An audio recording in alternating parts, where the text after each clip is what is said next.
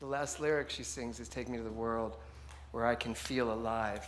You know, there's a metaphor going on in that song, too. And, of course, Stephen Sondheim is the prince of metaphors. And when you look at it, and just the way they sang it, so here's your mind out here saying, I want all of this. And then here's your mind back here saying, yeah, but it's never worked out before. You're safe here playing small. This chasm between these two states of consciousness, to me, is what this whole song is about. That there is so much for us to achieve, so much for us to live, so much for us to explore and experience. And sometimes we need to make sense out of this, not try to block it out, because the more we try to block out, Mark Arthur Miller, it keeps taking over. But if you stay the truth the way Donna did in the song, this can't help but remember who it is and say, okay, I'm ready. Let's go do it. Which brings me to the title of my talk today, which is Moses, Jesus, and Me. You laugh, but I have a history with them. So I'm going to start with Passover. Now, Tiffany already talked to you about it, Reverend Tiffany, the Jews' exodus of freedom, breaking the bonds of slavery. Those bonds of slavery that keep us held back. I mean, isn't that what it was all about? The Jews were finally done. They needed to break free from this voice, this pushing voice, this very depressing voice, and move out and go out. And there they are. And they hit this sea. And it's like, take me to the world, but how? How? How am I getting past this sea? I'm sure they said it just like that. Moses, how are we getting past the sea? So my first version of that, of course, is Cecil B. DeMille's version. And we get it by some really handsome version of Moses. That's such a gorgeous picture, just putting his arms out and the sea parted. But that's not what happened. That is not what happened. I doubt Moses looked like that, to be honest. And the sea did not part because Moses raised his hands. And I know this because, are you even here today, Josh? No, he's not here today. One of my friends told me this story, a story that I'd never heard before, of Nachshon ben Aminadav. How many of you know that story? Oh, good. You're going to explore it with me. So Nachshon ben Aminadav is in the Talmud. And since I read that every day, I know that, because I said it to Kevin, I said, it's in the Talmud. He goes, how would you know it's in the Talmud? I said, because Google said it was. Godgul. So here's what really happened at the Red Sea. Moses actually was lifting his arms up, probably like that, and a staff up to God, saying, why did you free us from Egypt to make us go all the way to a sea? And he's asking God, what were you thinking? My colloquial version. And because they have a choice now.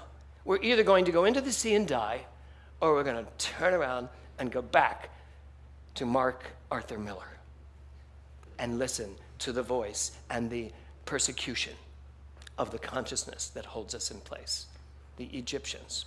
So Nachshon ben Aminadav was a prince of the tribe of Judah, brother-in-law of Aaron, the high priest. 7 days after leaving Egypt, they encountered a violent Red Sea. While Moses was busy praying for answers, and he hears the people of Israel shall move forward. Now imagine, you're praying to God, what are we supposed to do here? And you hear, you shall move forward. How are we moving forward? There's this sea. So they all hear it, we need to move forward, but no one's moving, including, by the way, Charlton Heston, who it was not in his contract to get wet. So he's not moving, nobody's moving, and there's 3 million or so Jews waiting to see what will happen. So, what happens? Well, I will tell you. Nachshon ben Aminadav stepped forward and walked into the sea. And the water came up to his shins, and then he walked further into the sea. When the water came up to his waist, I would imagine he looked back, and they're all like, ah. And he walked further, and it came up to his neck.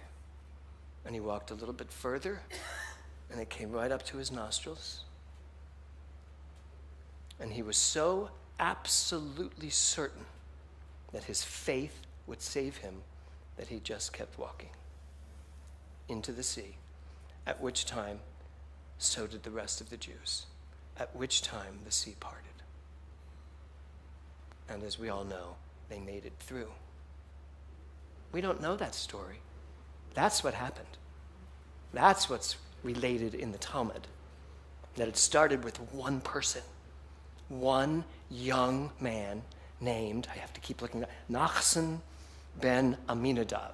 I practiced that all day yesterday because I kept saying to Marcy and Al, who are at my house right now, hi, getting ready for tonight's Seder, I kept saying Nachshon ben, and they're like, no, it's Nachshon, Nachshon. So Nachshon had the faith of God, not in God, the faith of God, to keep walking. As does the character in that song. Have the faith to say, I don't care if it's ugly out there. I don't care what's out there. Because you can choose. Your subjective mind can choose. What are you going to look at? She wants to look at the flowers and the trees. She wants to hear a bird sing. That's a real bird, not Macy's bird in a fake cage. She wants to feel what it's like to live for real. And sometimes, in order to do that, we must take a lesson from history. So yes, Passover, a powerful celebration each year to remind ourselves that we must have the faith of God and walk and trust and know. And nothing, no matter what, nothing stops me from my journey, from my freedom. So that brings me to Jesus of Nazareth, my other best friend. He also looks like Charlton Heston. Do you have it, Thor? Oh, that was it. Oh, by the way, go back for a second. So this is a Michelangelo painting of Nachshon. Isn't that cool? And so I thought, it's like a sweet little blonde boy with curls led an entire 3 million people to their freedom. I mean, Moses had something to do with it because he was in conversation with God at the time. But think about that. Okay, next. So the resurrection, also by Michelangelo. So Easter is man's freedom over the physical body and into the resurrected body of Christ. That's what we celebrate. And this is a great example of that, Michelangelo's version, because he's basically just moving out, coming out from the rock and proving that he's alive. That's the story. I don't know exactly how it works, but like Moses, Jesus went to the garden at the foot of the Mount of Olives in Jerusalem, known as Gethsemane, if you can give me that next slide, and begged God. Oh, no, go back. Apparently I didn't give you Gethsemane. I could sing it for you. No, I couldn't. Jesus was praying to God in Gethsemane to take it away from him, to take away what was about to happen. So there's that moment in all of our lives when we have something in us, and it seems like it may be daunting. And so we celebrate every Easter the resurrection, rising above the relative world, rising above anything in our lives that seems to be holding us back. Like Moses, Jesus also, in conversation, in communication, in oneness, as this very presence, was able to, when he was arrested, he was able to surrender. So at Easter time, we're reminded that we can move beyond this relative world that we live in. We can move beyond the department store we maybe have been living in, the relative world, the limited world that we maybe have bought into somehow, and move out of it and say, there is more for me to have. And not have in a gimme sense, but more for me to have of myself.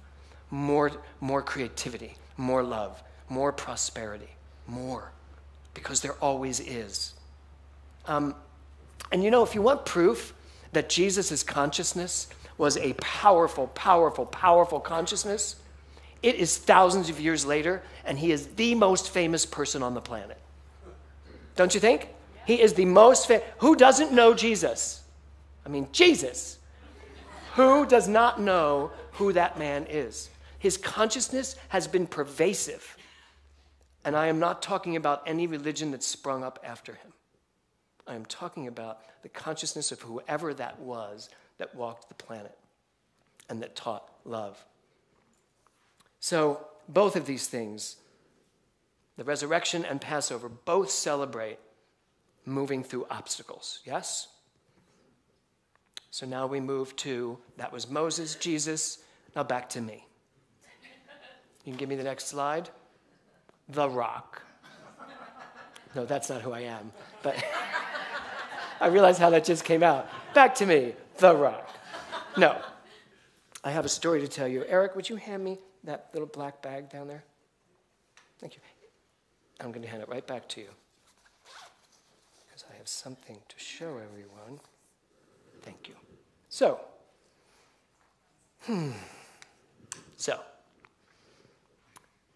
first of all, 33 years ago was the last time that Passover, Easter, and Ramadan happened on the same day. It only happens every 33 years. So this is the 33rd year after what happened in this little box here. And I only knew this yesterday because Al walked in while I was working on my talk and said, do you know that Ramadan, Easter, and only happen every 33 years? And I went, oh, wow. And I went back to the 33rd year, 33 years ago, and it was the year I met Kevin.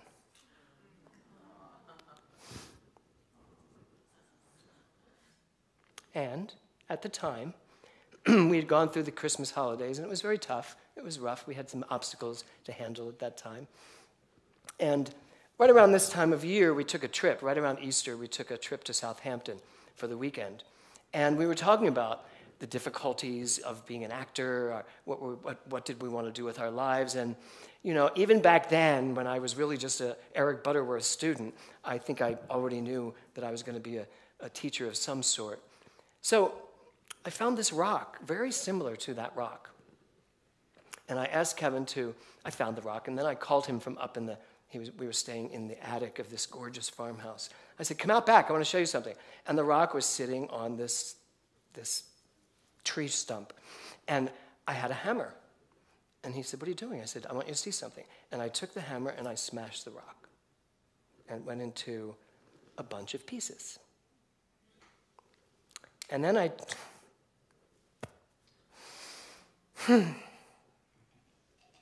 took the pieces and I put it back together.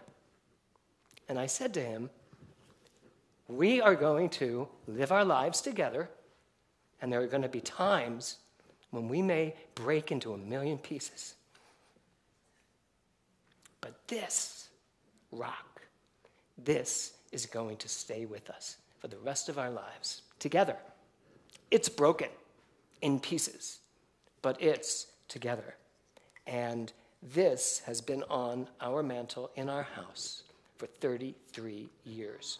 This happened the last time that Ramadan, Easter, and Passover came together on one day. And here we are 33 years later. And when I look at this rock, I was taking it off the mantle this morning, and Kevin's like, what are you doing? I said, just watch. So this is what I was doing. Because this is always in our primary residence. You and I, we are not broken pieces. We are not small specks of dust. We are not a part of something. We are the entire rock. And it doesn't matter how many pieces you come as, or how many lessons you've learned, or how many times your heart is broken into a million particles. The truth is, you're always one thing. and you can always be put back together no matter what. There's an energy that holds us all together. It's a quantum field of pure consciousness that holds us together. We are one thing. If you would give me the next quote. In Matthew it says, "Truly I tell you, inasmuch as you have done it unto one of the least of these, my brethren, you have done it unto me." We are living in a world right now where there's a lot being done to our brethren. And we need to know that it's being done unto us. Each one of us. We need to know. We need to remember who we are. And who we are is this rock. We may be a piece in Ukraine and a piece here, but they are connected. They came from the same thing, from the oneness. One thing going on at all times. And that's who we are. And that's who we get to celebrate. The Jews knew who they were, and they knew they needed their freedom, so they went. Jesus knew what was in the cards for him, so after a beleaguered time of trying to make sense out of love your neighbor, he allowed himself to be the great message of the universe. And I and you, each one of us, we are that message. And it's up to us to remember that no matter what, there is this thread, this beautiful divine thread that moves through everything. And when we get that, when we remember that, when we live from that, everything is possible.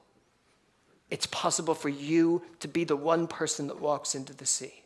It's possible for you to let go of all the suffering that has gone on in the world and see only good. It's possible for you to step out from the confines of a life you thought you had and be willing to live life to the fullest by seeing the world. If you give me the next slide. Take me to the world. That's my lesson on this beautiful Passover, Easter, Ramadan day. Take me to the world, and I will choose to see good. And from choosing to see good, I will prove that this rock never, ever turns into separate pieces, that it is always one, because I will have this with me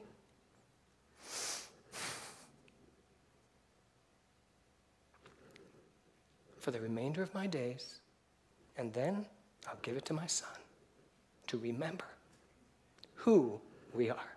Namaste.